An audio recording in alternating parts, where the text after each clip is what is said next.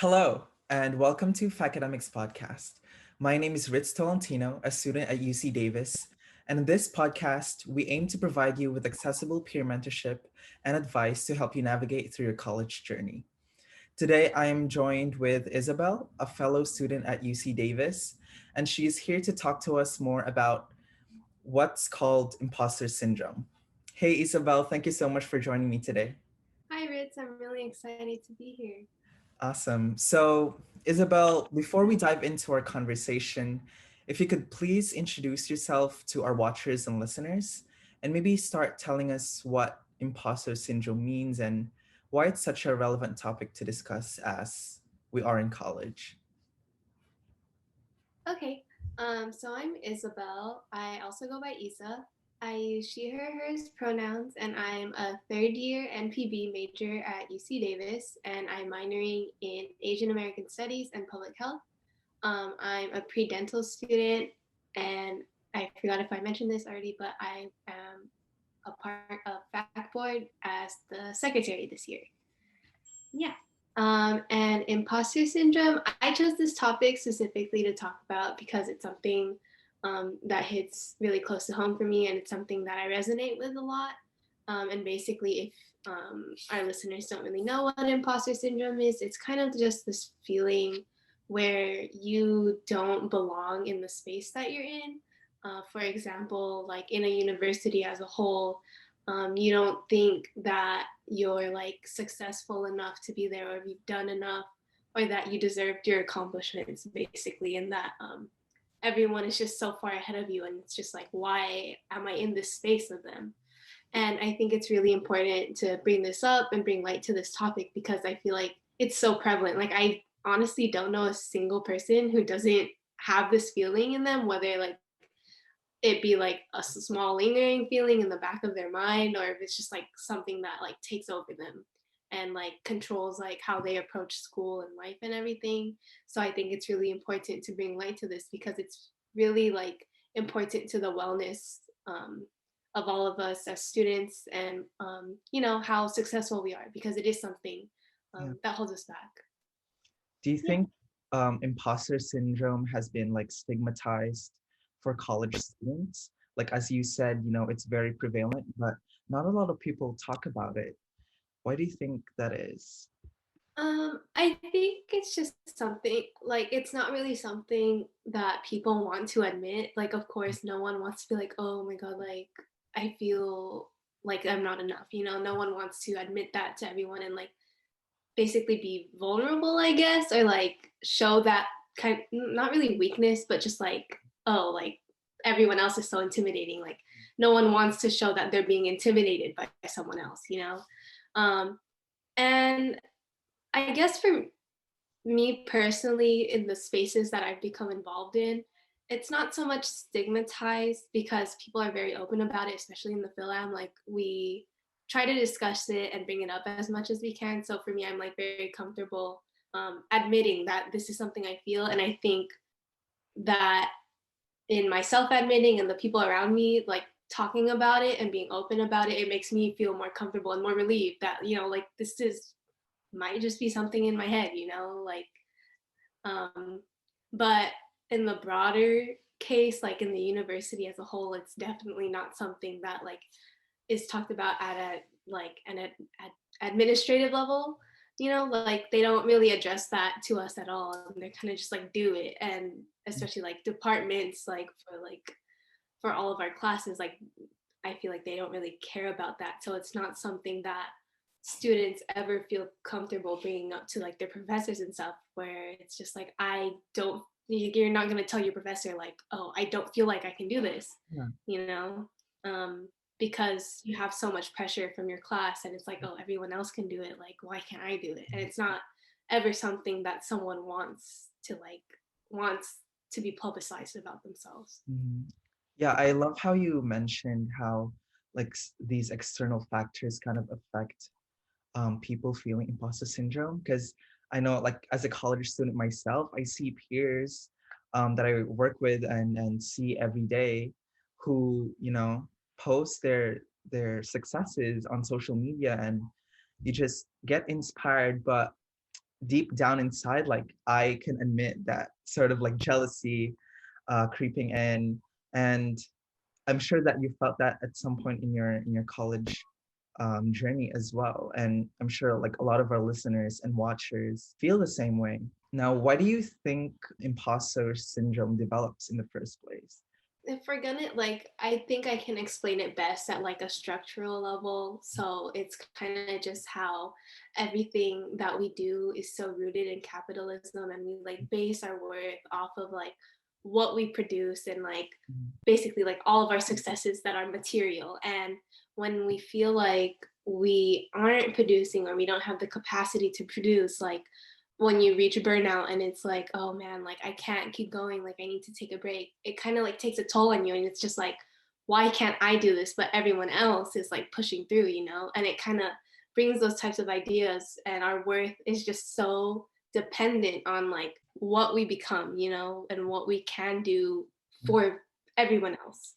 And I think that's a big reason why imposter syndrome develops, because we don't really give ourselves the space to, you know, just take a break Yeah. and do stuff for ourselves and for our well-being.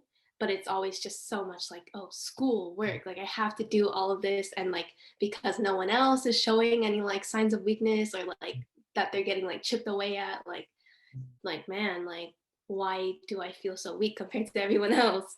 And then there's also, I guess, social media plays a part in it. Like you mentioned, people like really post their successes, and like I don't think that's bad at all. Like I think everyone should, you know, celebrate what they accomplish and stuff, but it's very easy to compare yourself to everyone and have that lingering feeling like you mentioned of like, oh, like man, they're doing all that, what am I doing, you know?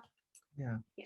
No, I love how you brought this aspect of like perspective on capitalism and how we have like structured our society in always producing our best efforts. I Mm-hmm. think, like as you said, that can be very draining, especially for college students. You know, we have a lot of pressure to perform, to succeed. And, you know, if we don't see others who might be struggling like us, it's really hard to be vulnerable ourselves. Yeah. Yeah. Yeah, And like, especially with social media, like everyone is going to show their best parts. Like, that's yeah, just how social media works. You that's only true. see good. So it's like, this is how you perceive everyone in their best form, but you perceive yourself in your worst form. So Mhm. you just have that like separation of like, you don't see anyone else struggling, but who knows what's really going on, you know, behind their social media and stuff. Yeah, and that can really, you know, take a toll on someone's mental health as well. I'm sure that you can agree with that. Yeah. Now, more specifically, do you have any moments in your college years? You mentioned that you're in third year in college, where you experienced imposter syndrome, something that sticks out. I don't think I have like a very specific moment, but I think I can, like, there are specific spaces where it feels like amplified, if that makes sense. Like, um, a lot of times my imposter syndrome like comes up when I'm around the Phil Am. Like, not that anything is like bad about the Phil Am. Like, it's just that you're surrounded by so many people that you know, you feel like they're so powerful, you know? It's just like, oh my Yeah. God, everyone's so powerful and so educated and so smart. Do I really belong in this space? Especially when I'm trying to like advocate for things, or like educate myself with things like ethnic studies and stuff like that. It's just like, do I deserve to be a part of this? Like, do I know enough?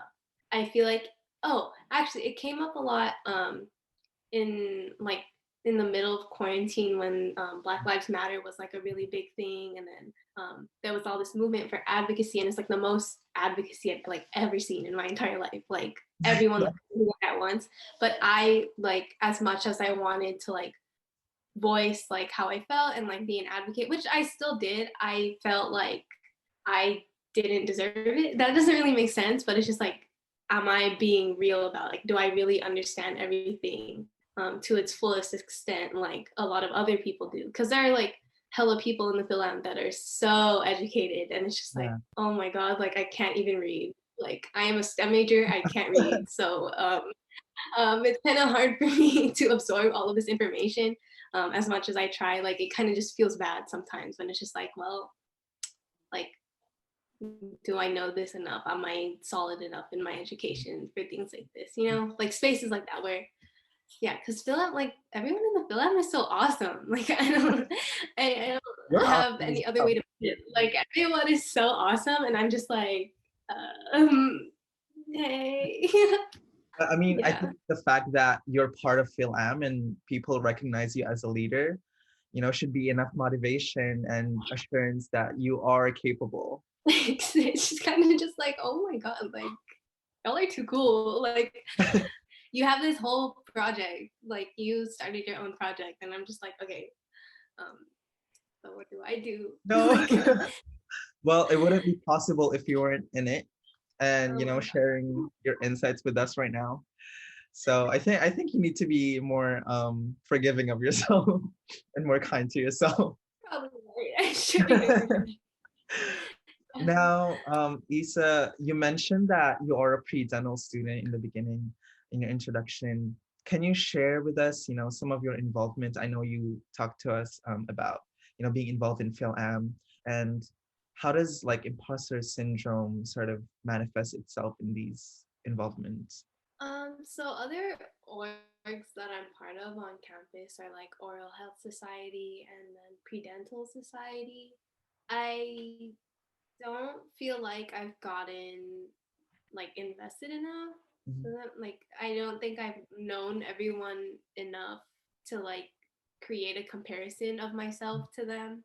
So I don't think my imposter syndrome has like manifested yet in those spaces.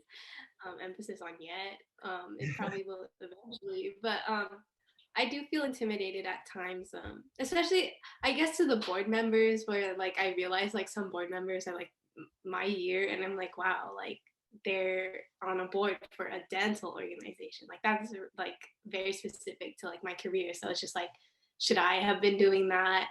Like it makes me question like what I'm doing and like my involvement in the film, specifically like comparing like, oh, they're doing this versus I'm doing that. Like what does that mean? Oh, I'm also a part of the Bulosan Center, and that kind of connects to what I was just explaining about like advocacy and like ethnic studies. Do I know enough? Do I deserve to be in this space? That's that kind of dynamic in the Bulosan Center as well. And then lastly, I have been shadowing a dentist here in my hometown.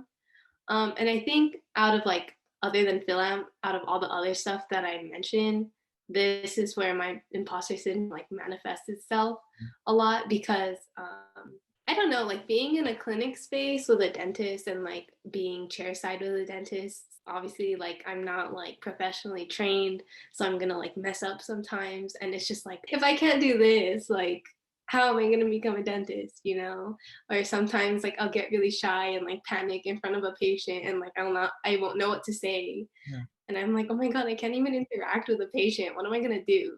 Or like if I'm like slow at learning something or slow at getting used to something, it's just like, okay, how am I gonna learn all of this when I get to dental school? It's being in that space and not like thriving all the way in that space. It kind of makes you think like, am I going to be able to do this later if I can't do it now? Which is not really a good way to think, but that's just the thought that comes up. I think that, just you being in like so many spaces, like you are in Bulosan Center, you're in part of clinic, you're part of the PhilAm.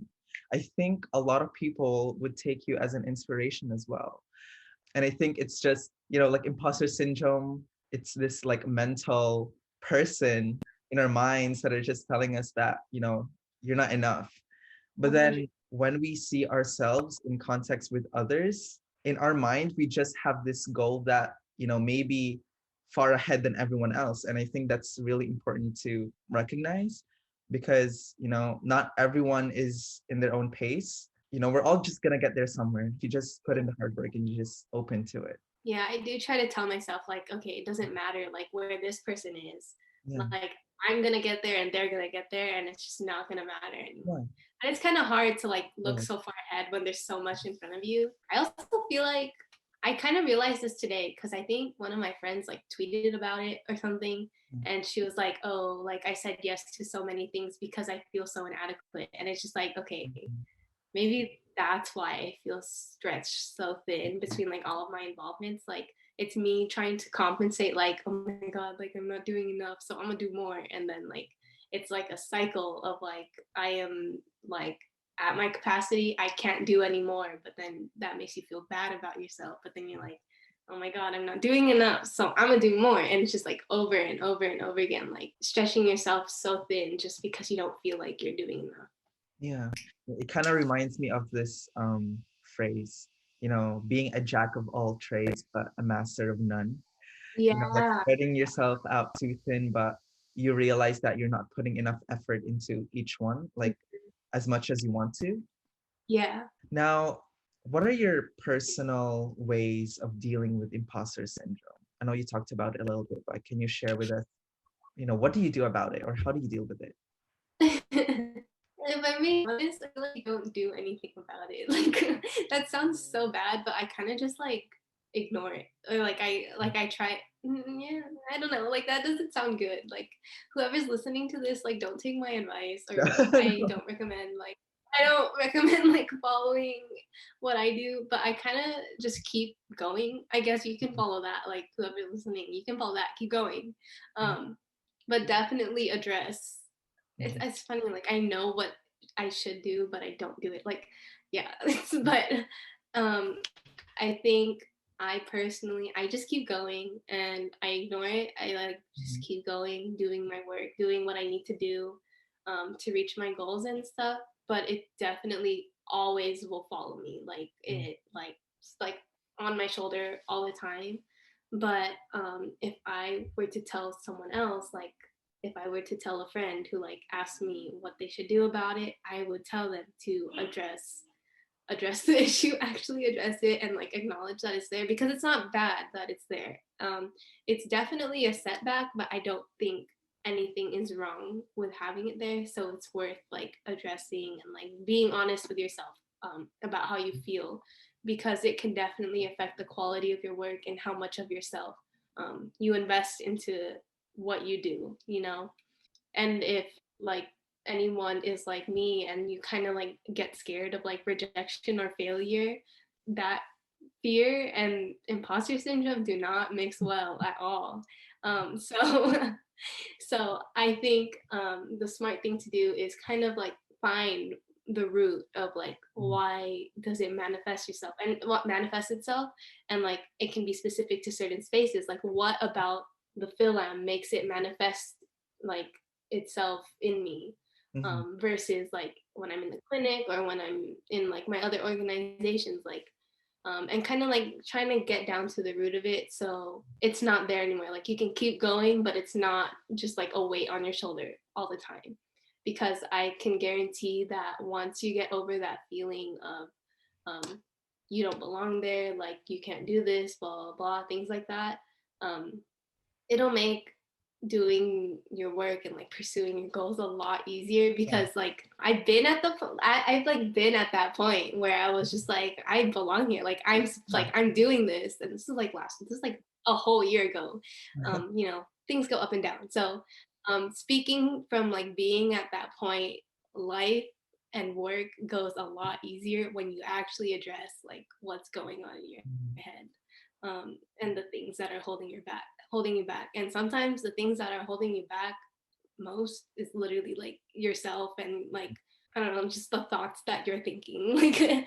it's literally not real. Yeah. Yeah, I know. Yeah. It takes, like as you said, it takes a lot of like self-reflection and being honest Yeah. with yourself and a lot of internal solutions.